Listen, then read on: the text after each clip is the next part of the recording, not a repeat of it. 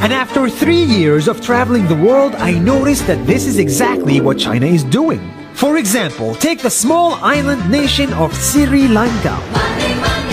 This developing country needs money and China has a lot of it.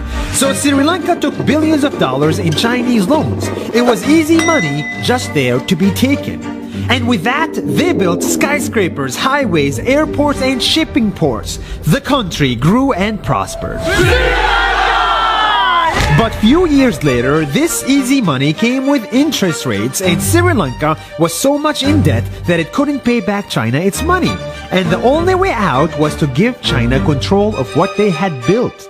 In other words, Sri Lanka lost a piece of its home to China because of debt.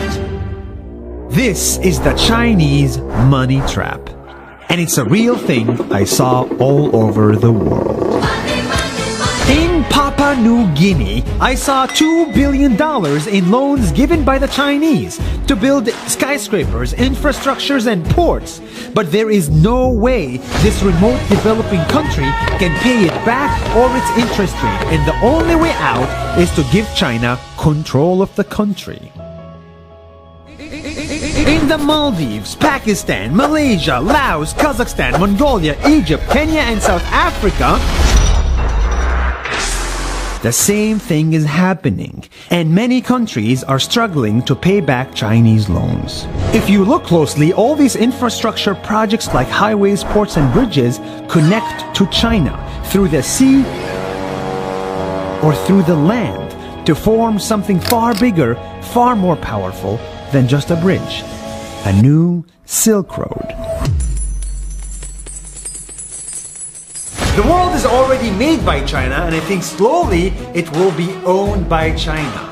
Don't get me wrong, building bridges, ports, highways, and airports is a great thing for the people and the country, but they come at a very high cost. And when these countries can't pay back the loans, these countries will lose their homes. One thing my parents had taught me is that there's no such thing as a free lunch or a free ride.